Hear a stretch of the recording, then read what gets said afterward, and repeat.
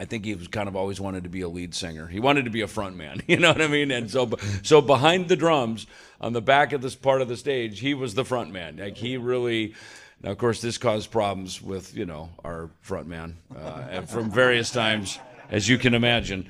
But, he would get away with shit because he was funny. And he didn't have a mean bone in his body. He was sweet, he was kind. Sword of Omens, come to my hand. I, Lion-O, command it. Thundercats, ho! Introduce myself really quick. I'm Matt Herring. I'm a writer, podcaster. Chris and I just finished his autobiography that's going to be coming out in either December or January. I'm super excited about that. We've been working an awful lot on this, 3-4 hours on a Sunday, just yakking and chatting. And what started as some amazing fun stories and doing all that turned into a really good friendship. And, he's sending me pictures of his dog. I'm sending him pictures of my cat. I mean, that's the relationship that we have, which has been great. And through that, I got to know Dave Ellefson. Now, Dave was somebody that really helped finish up a lot of these stories. Chris would be telling me these stories about, oh my gosh, we were in Japan and this fight broke out in the hotel and blah, blah, blah. And he's giving me details. I'm laughing so hard. And then when you get to like that zinger moment, he's like, I don't remember what happened at the end. You got to talk to Ellefson. So what ended up happening was I reached out to Dave and it was like 1 or 2 stories. And then we kind of agreed we were going to talk a little bit later with the 10 stories Chris couldn't finish, but didn't remember the endings for. But really excited about that. I think everybody's going to love it. And Dave has 2 books out as well that are fantastic reads. And other than the story of Megadeth and your musical history and your life growing up, there's a lot of spiritual and inspirational things in there. Like you don't just read it and go, I know that Dave grew up in Minnesota and he loved Kiss as a kid. You're realizing and reading a lot of deep things about like his faith, his roots, where his, that work ethic you have came from with your family, having farms and, struggles. So really good stuff. So I encourage everybody to come by. Obviously, look at the product placement we have up here. That's not so much for me to like sell stuff. It's more for me to keep prompts. Like, okay, we got this. If anybody has any questions as we're going through, please yell them out, or just let me know and I'll stop, because after a while it's going to be, what's your favorite color? So you guys are the ones that are driving this and pushing this. So any questions, again, please let me know. So let's just, we've now been here for 2 days. This is the second day, obviously. We were here Friday. Chris has been here for about a week out on the East Coast. Dave's been here for almost 2, coming out here from some trips and some things like that. So yesterday, people coming in, what was your reaction and thought to all the people that were just coming in to see you guys? We did by the way, good morning, everybody. And, I think we did a panel yesterday and Chris said it best, our fans are fans for life. It's like having a friend for life. They, if you came into our sphere of thrash metal, Megadeth, just the whole ecosphere of what we were part of creating, which was just by fortuitous timing that probably had nothing. I always say the one day that's your biggest day is the one day you had nothing to do with. It's your birthday, right? You were involved on some level, but you really had nothing to do with it. And I think our careers are probably the same. It's one of the biggest gifts we get to have, the gift that keeps on giving with royalties and conventions and things like this. But and we were involved, but the timing where we were, the people that were in the room that made the connection. People ask us all the time, what do I do? How do I get my band? Yesterday, a guy asked me the same thing, and it's just like, well, you got to be in the room, because in the room is where the conversation is. It's where the hey, meet Chris, hey, meet Joe, hey, meet Sally. That's where it happens. In fact, just today we showed up, and next thing you know, we're having a conversation about maybe a future convention that we might be appearing at. And that doesn't happen unless you're in the room. So I think that speaks to these conventions and what they do for us as a tribe. Whether you're into horror movies, you're into, family movies, whatever it is, Star Wars, if you're into heavy metal and rock and roll. I think it's great that the promoter allowed, Chris has been here, he was here last year, but I think it's great that he allowed us to come again this year to be part of this, because I did a lot of rock and roll fantasy camps over the years, and I remember telling the organizer, I said, dude, I know you're into classic rock because that's kind of your age and that's the music you know, but I'm telling you, this heavy metal thing is your future. And sure enough, now he's doing heavy metal camps and all this stuff because I just know, being part of it, that this is kind of where it comes from. And as you know, Rob Halford said in Judas Priest on Metal Gods, you know, it formed a life of its own, you know, and it came from the underground and up into the mainstream. He was singing about this back in 1980 on a Judas Priest record, you know. So, and that's what our tribe is. So anyway, that's the long answer to your very short question. So, and for you, Chris, the seeing fans, like, you know, you've been just as busy from the time you were out of Megadeth till now. You're just as busy, but you're not in that realm that everybody remembers and knows. You're playing jazz, you're playing fusion with the band Ohm. So what is it like for you to have people coming up hours upon hours? Yesterday, I mean, I was getting a nice ego boost from people coming up to the two of you, and I wasn't even involved. But what is it like for you to hear people talking about how much your playing meant to them? It's totally humbling, and it just makes you. It makes me realize how important those records were, and how important Megadeth was overall. And it wasn't always that way for me. When we first made the record, I was happy with it until I heard Master of Puppets, which was released in the same time period. And I'm one of those guys that it's a production thing too for me. It's got to sound as good as the music is. And for a long time, I didn't listen to Peace Cells.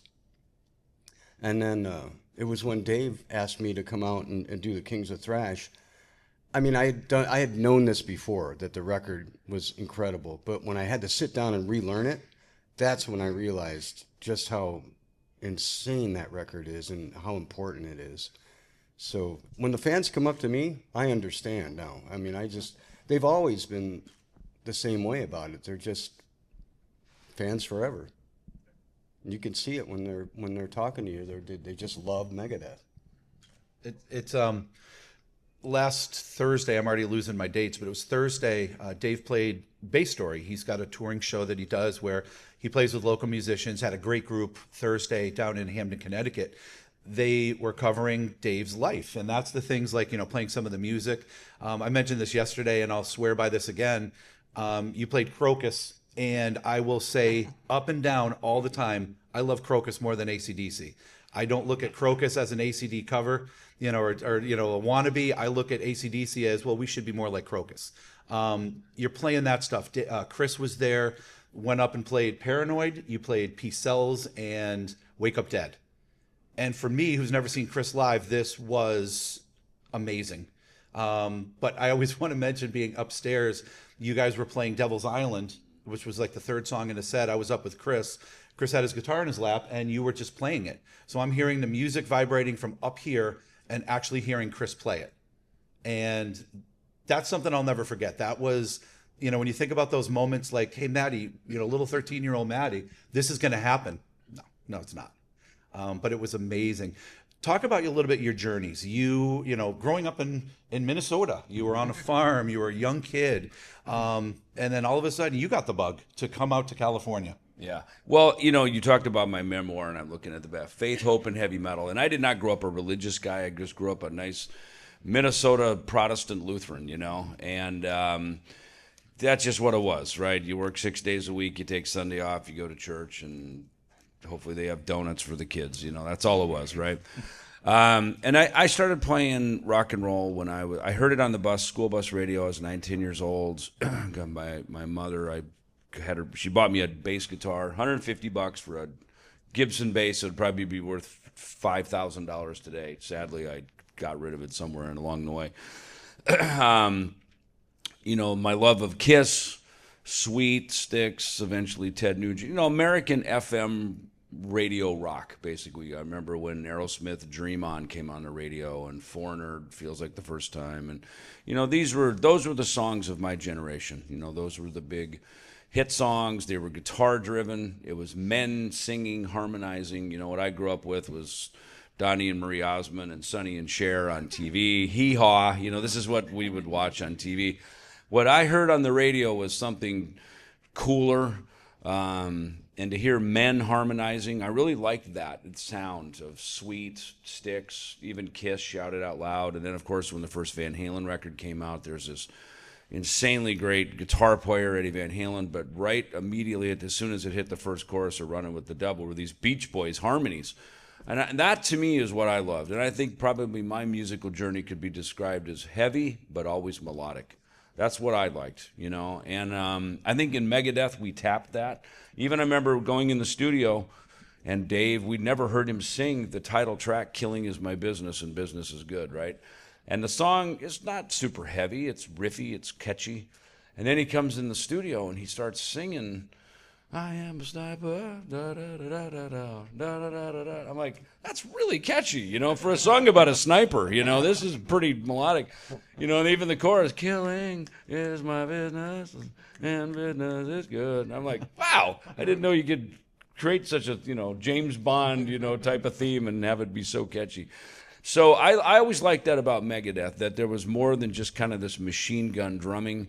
There was certainly Gar, Samuelson, and Chris Poland, and I say the two of them because they were friends, and they came in really kind of as a team. Gar came in, and then Chris right after that, and brought in this jazz fusion thing that I really liked because growing up as in the Midwest, I loved my rock and roll, but I played in jazz band, and I happened to go see Maynard Ferguson, who had the big hit song for the Rocky theme. That was like the #1 song in the world at that time, and it was played by Maynard Ferguson, the trumpeter. And I saw him play with Peter Erskine on drums, who would then go be in Weather Report, and his bass player, Gordon Johnson, and then I learned about Jaco Pastorius and Stanley Clarke. And so I went down that whole road. So when Gar and Chris came in the band, I was familiar with their language. Dave, not so much. It just wasn't where he came from. He came more from David Bowie and maybe early Kiss and some of this kind of stuff. So Dave and I were the rock and roll guys. Gar and Chris were jazz and fusion and rock and roll of Jeff Beck, The Who. I remember Gar Samuelson saying his two favorite drummers were Keith Moon and Billy Cobham. And I remember Dave loved that because he knew about Billy Cobham, and these were icons of that world. So I think that literally fusion of those styles coming together, it separated us from the Kings, which were Metallica. You know, they kicked down the doors for all of us, and Anthrax and Slayer, and, you know, out of the big four, as we're called, the four icons, you know, we have four very different sounds. And I was with Chris. We would listen to these Metallica records, and because they were kind of 1 year ahead of us. They were already making big money. They got signed to the major label. They sort of laid out the path of how this is going to be done. And, Lars Ulrich had the vision for all of this. I mean, we're really just a branch off of his family tree. When you think about it, you know, we're all a branch off the Metallica family tree. And to have someone like that, Dave modeled a lot of what we did in Megadeth after what he saw Lars doing.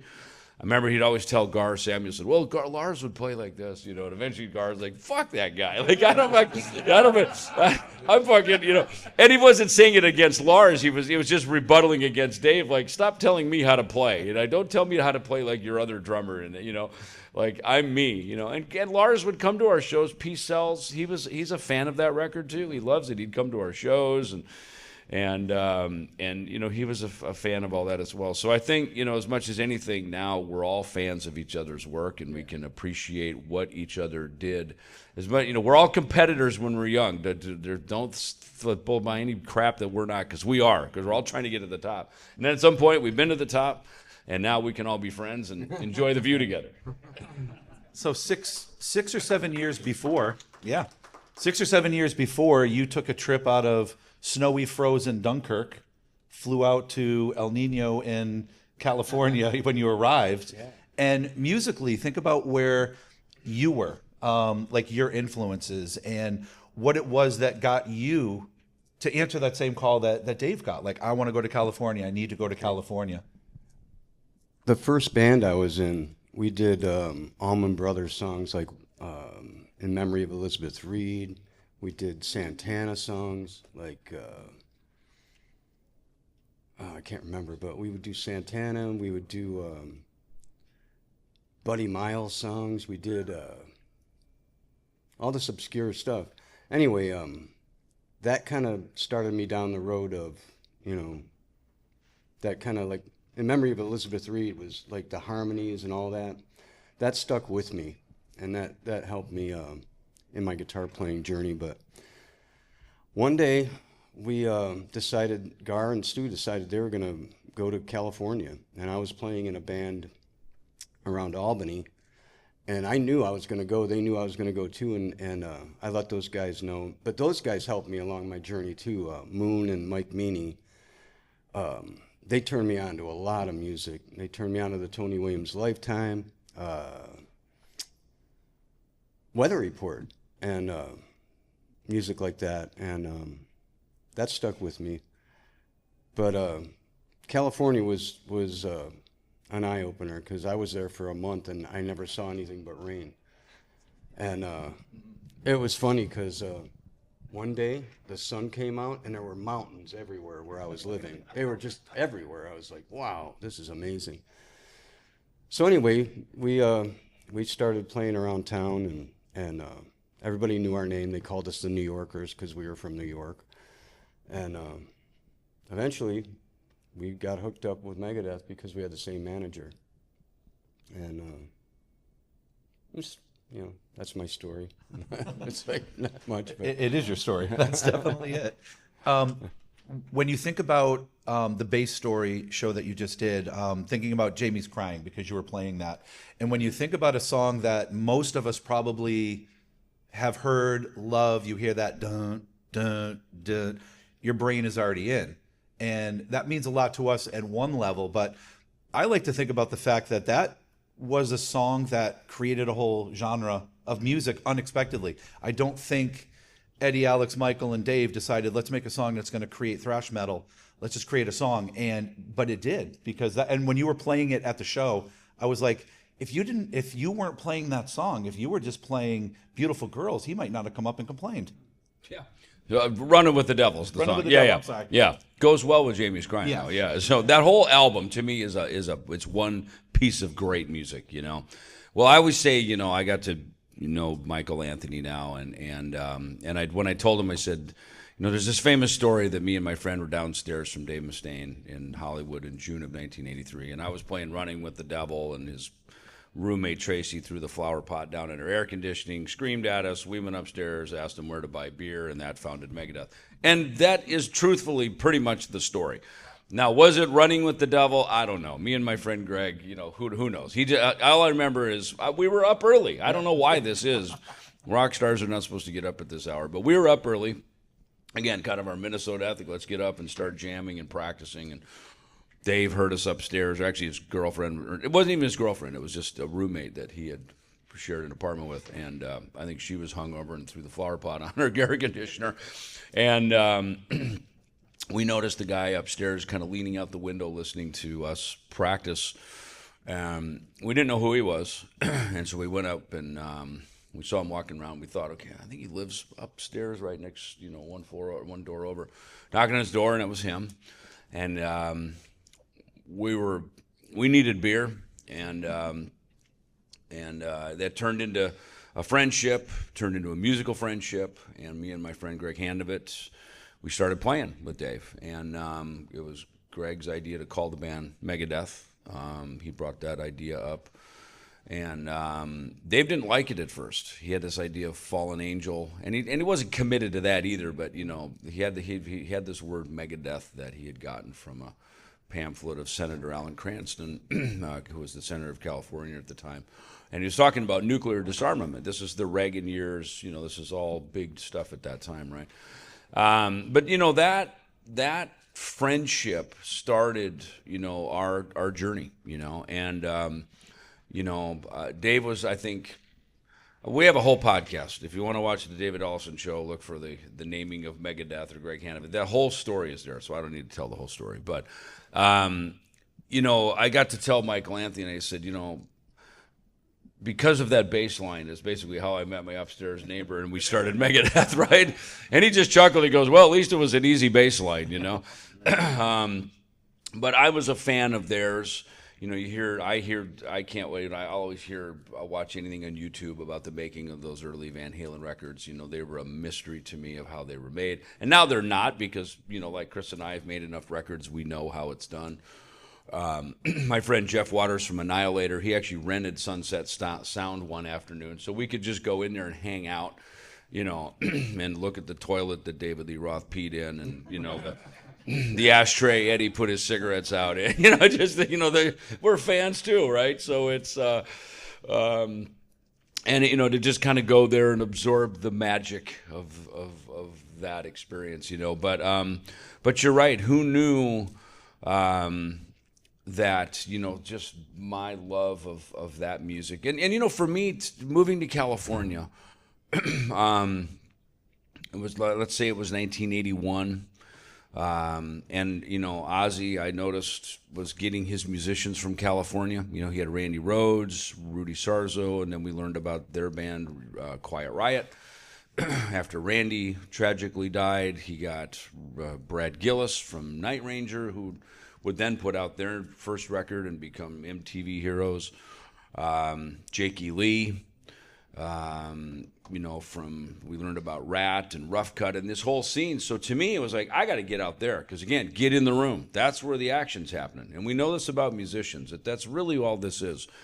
So get out there. And, you know, learning then about Chris and Gar's journey out to L.A. with the New Yorkers, that what they were doing probably just either caught the tail end of an opportunity of that fusion jazz music that was popular out there, with you know, Mahavishnu and Return to Forever, Al Di Meola. Those were the guys that really got the lion's share of that. And by the time they got there, it probably, now people wanted to hear, you know, Van Halen, as their books talk about. The whole circuit was Blondie, Ramones, punk rock, like and then they had to carve into Hollywood. That was not what was acceptable, and they got in there and somehow got the attention, you know, at the Starwood Club with Ted Templeman, who was making records. He was doing Doobie Brothers, and he was a big wig at Warner Brothers, and got Van Halen signed to Warner Brothers, and you know, that started the next scene, right? So by the time I got there,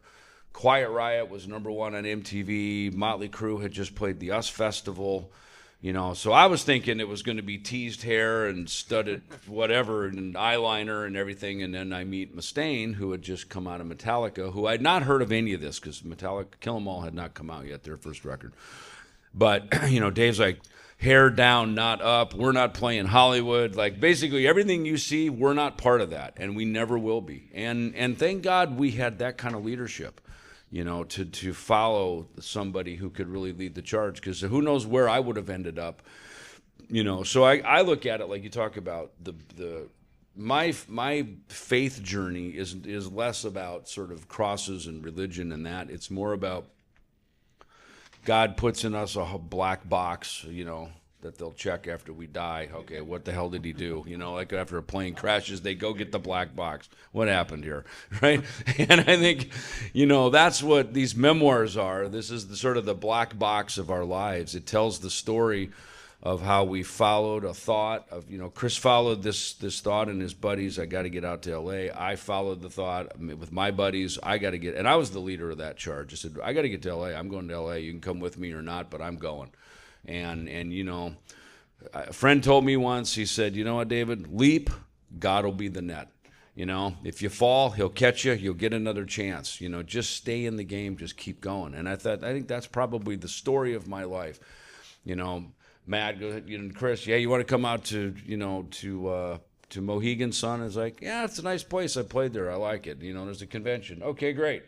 They're usually pretty fun. Yeah, sure, I'll come along. You know what I mean? And so here we are, sitting here talking about this. So, you know, to me, my friend Al Pitrelli, when Megadeth disbanded in 2002, that was a huge upset in my life. You know, my whole life was in Megadeth. That's all I'd done for 20 years. I'd committed 100%. And I remember Jason Newsted used a great analogy with solo records. He goes, when he was in Metallica, he goes, 4 fingers together packs a much better punch than 4 individual fingers.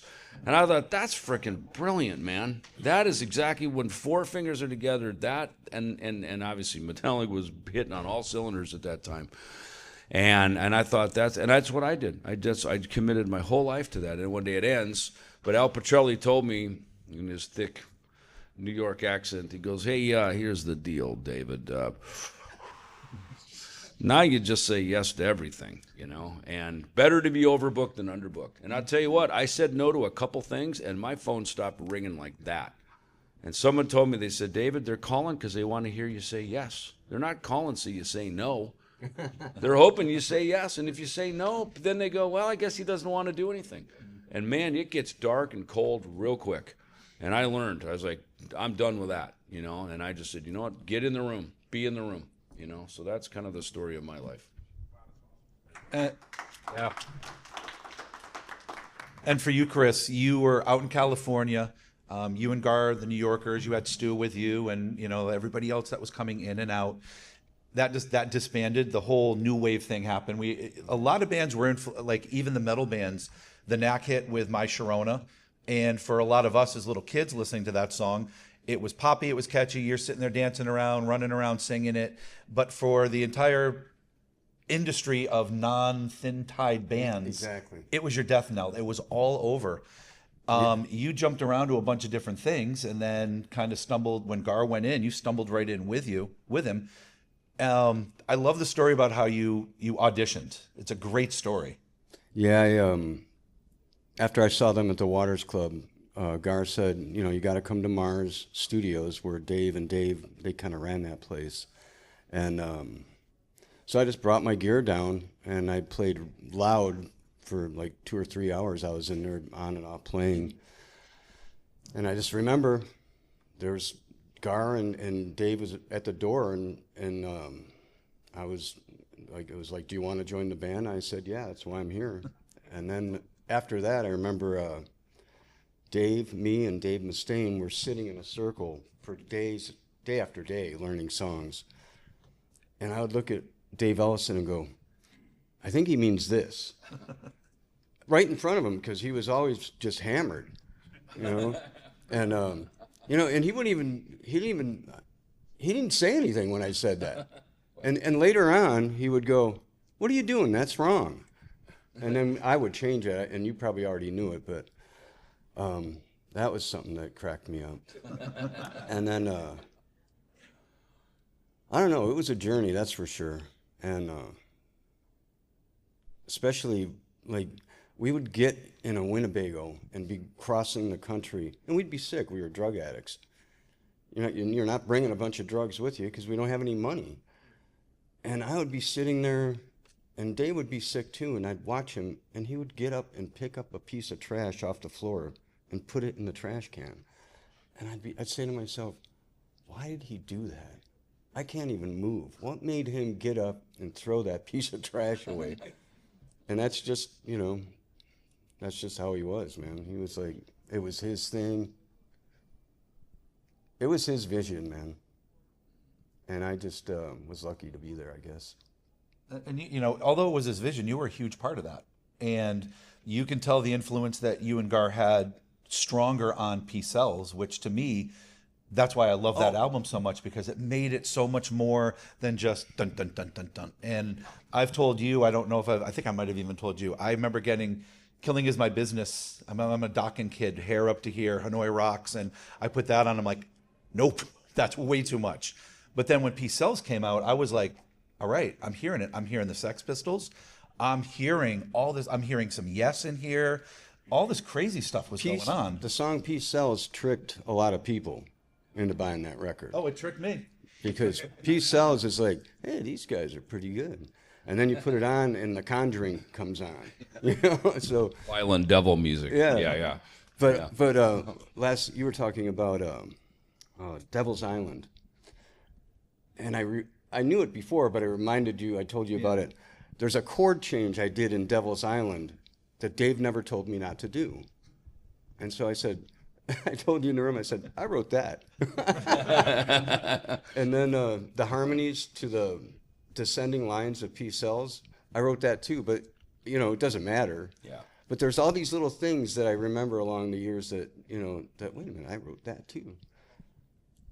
I've never told anybody that either. You know, it's funny that you say that now, because now that I think back to us being in the room, you know, there is a thing with, you know, Dave is a guy where he's, you know, music is always just floating. All this creative stuff, it's all like spirit, right? That's why when you trademark it, it's called intellectual property, right? It's not a hard piece of something, right? So you're sort of grabbing it and sort of formulating it. So I always say it's like the potter with the clay on the potter's wheel. You know, you would make a cup, he makes a bowl, she makes a pitcher. You know what I mean? It's all, but it all comes from something that's, and it's the same thing. So as it sort of came through Dave, he would use his skill of the guitar to form it into something, right? And it would become P-cells or da-da. But there was a lot of other nuances to that stuff that happened in the room because we were all there. And P-cells is a very good example. That is a song that very much wrote itself in the room. Dave came up with the main riff and the lyric and the idea. And from there, the four of us in the room, it was the first time Gar really just kind of played a, you know, Living After Midnight, right? Kind of this real simple, it's not his style to do that. And for him to kind of have the discipline to just do that was very impressive, because that's a, you know, there's a musical, again, discipline to just playing something that really fits the song well, rather than showing off, because we were kind of a band of show-offs. That's what we did, and we were pretty good at it. Do you remember that the P-cells was like 8 minutes long? Yes. Oh, God, yeah. And Gar stopped. He says, just stop playing. He goes, Dave, we got to shorten this song. Yeah. And Dave said, okay. Yeah. You know, and the song Symphony of Destruction was the same way. It was 5 minutes long. It had 2 guitar solos and a bass solo and like an intro. And finally Max Norman throws us out. He goes, get out of here. Get out of the fucking studio. I got to work on this song. And we come back the next day, and it's a 3-minute pop song, which is really what the song is. You know, because I think sometimes we always say this when someone's playing something, because okay, where is the song? Where is it? It's in here somewhere. You get rid of all this crap and cack, or, you know, and that's the beauty of you know, a song is often very simple, because that's what connects with us. It's a lyric, it's a melody, it's an emotion, right? You know it because it makes your hair stand up, and or it moves you in some way, you know. And and a lot of these songs with Killing Is My Business, we would really deep dive. We would go out like where Yes went, and we'd go to these very progressive places, and not everybody could follow that. But it's interesting because a lot of heavy metal fans, you know, I was thinking about it this morning. I was at the gym, where a lot of thoughts come to me. They come to me when I'm at the gym, or if I'm hosing off my backyard. I'm just meditative, not thinking, you know, thoughts just sort of process. And, you know, in rock and roll, everybody's invited, right? Because this is the club.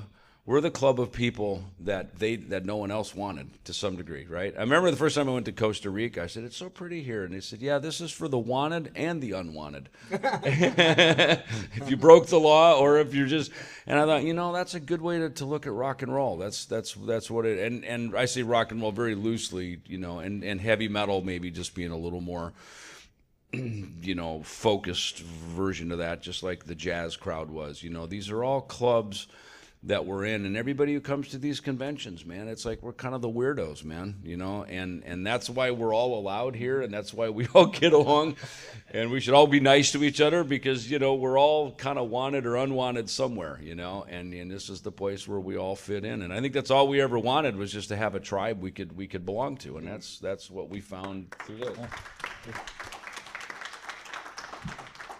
So we have something that we're going to be doing in a little bit towards the end, but does anybody have any questions that they want to ask? And if you don't, if you're nervous about asking a question, don't worry about it. You can always go to the table. These guys are more than willing to answer every single question you have, as long as it isn't 400 of them at once. But yes, you had a question? Would you say that getting on MTV furthered your careers along more than just touring? 100%. You know, Frank Zappa, he was the one who said, he goes, you're going to live to regret this thing you've created called MTV. And we probably did, because if nothing else, it created reality TV, and look where that took us as a society, right? But, you know, that intro bass line on MTV, Chris was the first one that heard it. I'll never forget it. We had this apartment that me and Dave and Chris lived in. We called it the Ranch. And it was we got our advance money from Capitol Records, and our manager said, you guys need an apartment, so you have a place to live. So we did. And we always had the TV on in the background, right? And MTV was usually always on. And one day Chris is doing the dishes, and I'm standing kind of by I think there was like a little workout machine called the Bowflex. Remember those things, right? There's a Gar used to come over with a cigarette and lay down and work out with the Bow. Kind of like, fuck you guys, I don't need to work out. And I'm already skinny, you know? So I'm sitting there doing that, and Chris is doing the dishes. And all of a sudden, out of nowhere, he goes, dude, was that our song? And I was like, I don't know. I didn't hear it, you know? And it turns out, you know, it was MTV News, you know, do.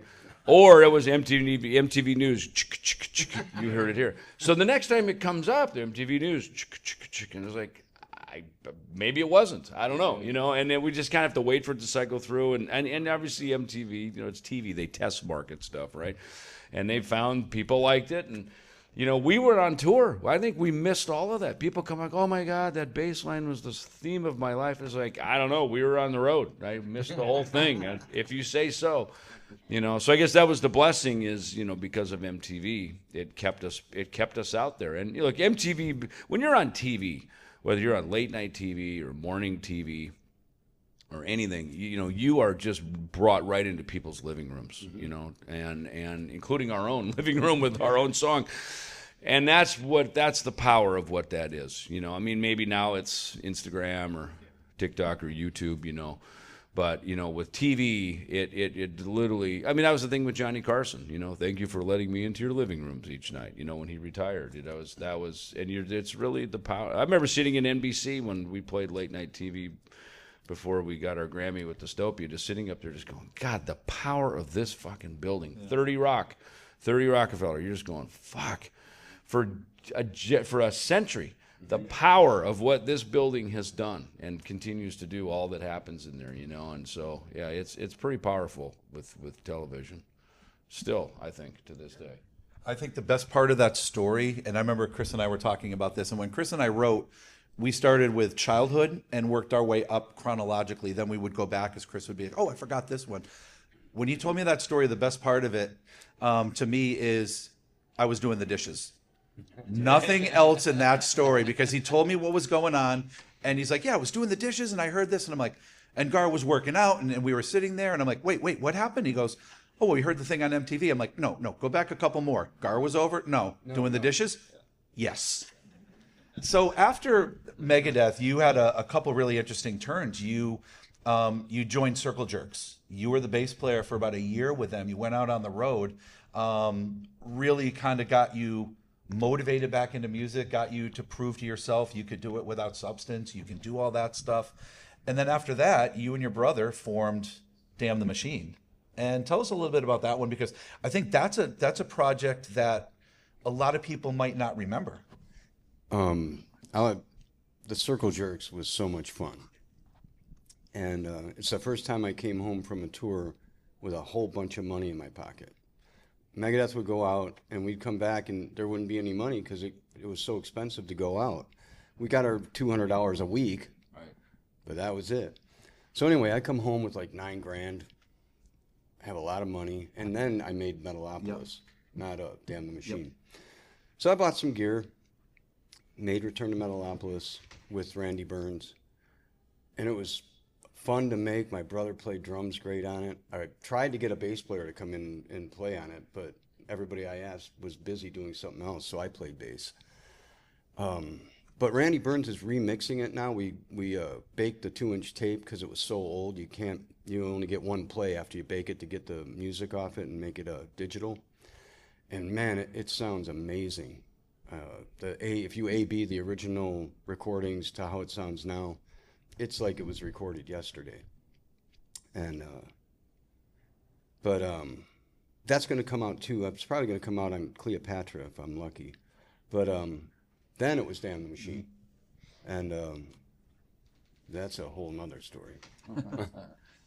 But you definitely were kind of at that tail end where all of our music was kind of dying out. All the color was gone, the hair was dropping, people were getting their haircuts. You brought up yesterday all the logos were getting rounded, not pointed. Yeah. And the guitars were now all rounded, not pointed. Because Oh, yeah. It was people all were Nirvana now. going in that direction. Yeah. And with Damn the Machine, the other part that I love about it is you left a band with two Daves. So you had Dave Mustaine and Dave Ellefson. And this is for trivia. I think you're probably the only person that ever played in two bands with two sets of Daves. Possibly. You had Dave Clemens on vocals and guitar, and then you had Dave Randy on bass. Yeah. So that's pretty interesting. What was it for you to like to go out with that band, playing sort of a more stylized music that you knew and that you grew up with, especially with your brother? Yeah, no, it was Dave, Randy, and my brother were a solid rhythm section, so it was a blast. I mean, we toured the world. We opened for Dream Theater, and you know, everything was going great. And then one day, one of the bigwigs came up to me in the parking lot at A&M, and he grabs me and he gives me a big hug. He goes, "You know what, Chris? You guys made a great record, no matter what." And that's when I knew it was like over. Yeah. And then about a month later, they dropped everybody. Extreme, Paw, us, bands that were actually decent bands, big bands. And that was that. But the thing about getting a record deal is you need a really good manager to make sure that if something like that happens, you get taken care of. And my manager on the Metalopolis record, when Enigma went bankrupt, she knew the whole story of what was going on. And she walked into their office and basically said, "If you don't just give me the masters, I'm going to tell everybody what's going on."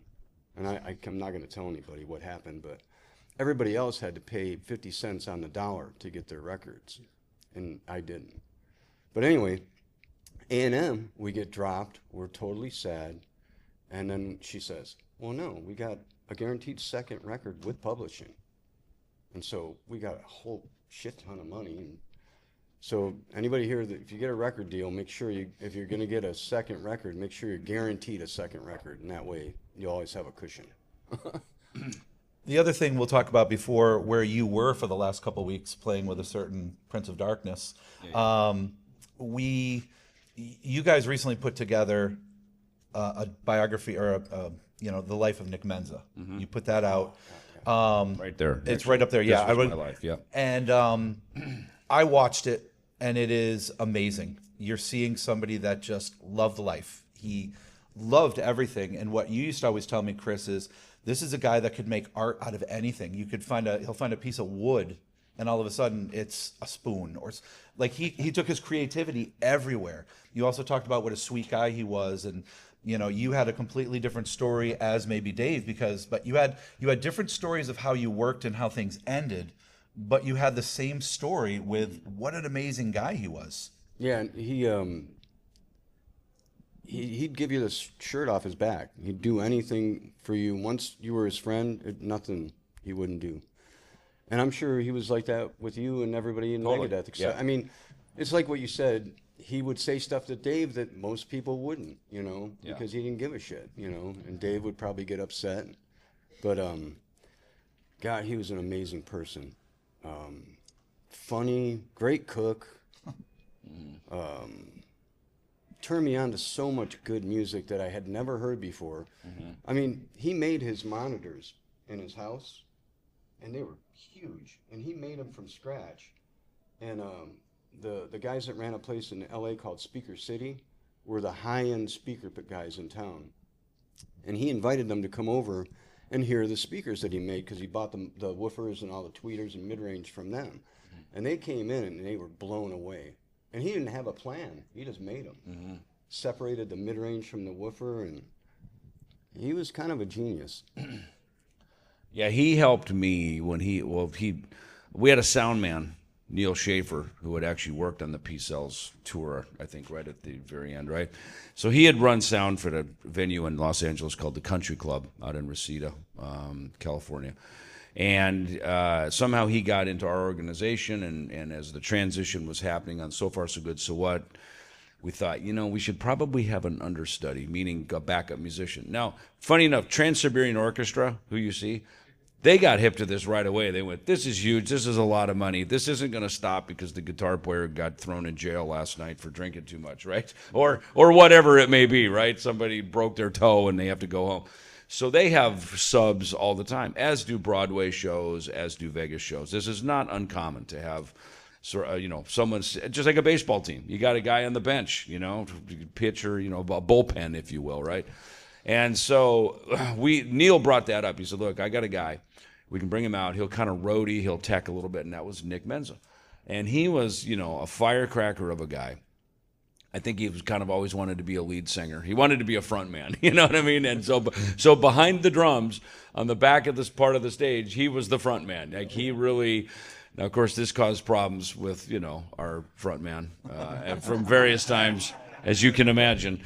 But, he would get away with shit because he was funny. And he didn't have a mean bone in his body. He was sweet, he was kind, but he was punchy, and, so when we were making this film, he then became our drummer, of course, 1989, and that was probably my darkest year in my drug addiction.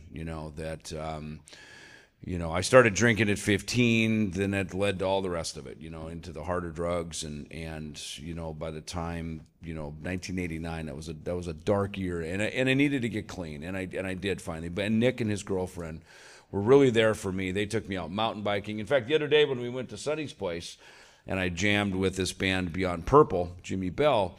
When I got there, I saw batting cage, go-karts, and miniature golf. And you don't know this, and I'll tell you right now, that the reason that is so dear to me is that when I was getting sober, Nick and his girlfriend would take me in Van Nuys to the batting cage.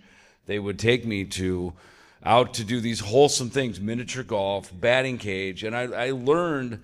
I'd been down in this heavy metal rock and roll dark hole for so many years, I didn't know what normal people did anymore. And I grew up a pretty normal guy on a farm, right? I grew up in the daylight, but when you're in your drug addiction, you're on the other 9 to 5. You just get started at 9 at night until 5 in the morning, right? I didn't see daylight for a lot of months. And Nick was the one who brought me out into the light and got me into playing tennis with Mike Klink, who was producing the Rest in Peace record. Dave Randy, who played bass with Chris, his father owns the Baked Potato, and Don Randy, piano player, was good friends with Nick's dad, Don Menza, who was a esteemed jazz saxophone player. So it was this whole clique of people that Nick got me involved in, and in the San Fernando Valley of Los Angeles. I mean, the Toto guys grew up out there. Like, he plugged me into a whole world of people that I had only heard about, and so as I was getting sober and we were getting ready to, as we were going into the Rust in Peace album and cycle, he got me out of the darkness, and that's really, I don't tell so much of that story, and This Was My Life. I was brought in to narrate the movie. They just said, hey, can you narrate it? They promised me some money. I said, you guys don't have any fucking money, but I'll do it for free. And that's amazing, man. Right. I never heard that story before. Yeah. That's amazing. Yeah, so that was sort of the entry point for me and Nick, There were many days where he'd be waiting at rehearsal, and, me and the other guy in the band, we'd be sleeping all day with drug hangovers and go, oh shit, it's 6 o'clock at night, we missed rehearsal, and Nick he was patient, he hung in there, But so the film, I agreed to narrate it, and I just go, okay, look, this is DIY. We're doing this for Nick. And really by the end of the movie, and we did the premiere back in April in Los Angeles, and we did one in New Jersey. For me, this was the gift to his family, to his mother and father, Don and Rose Menza, and to his sister, Anya. Because his parents are getting up there in age, and I thought, we need to get this done. This is their gift. Our gift to them for all that their son did for all of us, and not just us, but all of us, right? That he did for us, because he was such an impact, as a musician, as a performer, as a personality. I mean, the world shed a tear, and especially in heavy metal, and really lost a piece of our soul when Nick was out of Megadeth. I mean, for sure. I was so blown away. But when I saw the movie, once you see it, you're best friends with Nick Menza. You've known him his whole life, and it's not a downer movie just for 1 minute, and then it's just such a great movie. You guys did a great job. Yeah. The sad parts in it are touchingly sad because you can put yourself right in that. And that was what I got out of it. I felt the sadness of everybody talking about it. But those moments where you're talking about somebody that has gone on, you're all laughing about it because you're just remembering the good stuff. And you said he'd give you the shirt off his back. I think half the video he doesn't have a shirt on. So he definitely was giving a lot of love Now to you know, people. he gave his shirt off his back to somebody. So we're going to finish this up right now. We've got a really cool presentation. Dave, obviously, if you followed what was going on in the world the last couple of weeks, we lost Ozzy Osbourne not long after the show that he did, the goodbye that they did. And what an amazing send-off for Ozzy it was. But finding out that Dave was willing to part with that bass guitar that you played at that show. Sure, yeah. Sorry about that, Chris. And the recipient of that bass is here right now. So we wanted to do a presentation and also let all of you folks see the bass that was on stage. Sure. Yeah. So as you know, some of you may know, I got invited to the Back to the Beginning show, July 5th in Birmingham, England, and I got to know Ozzy as a friend, as well as touring with him on Ozfest '98 and the New Year's Evil, which is the night he went back to Black Sabbath, which is a show held in my hometown of Phoenix, Arizona, on New Year's Eve, 1998. But then more importantly, in 2013, we did a Megadeth Black Sabbath stadium tour across South America, where Megadeth is already super popular anyway. And I got invited over to hang out with Ozzy and his friend Billy Morrison, who plays with Billy Idol. They invited me over, and we became good friends, sober brothers, you know, kind of the grown-up era of rock and roll, right? Where, so as much as he was known as the Prince of Darkness and Snorting Ants and Peeing on the Alamo and all the great shit we fucking love about Ozzy, I got to know Ozzy the father.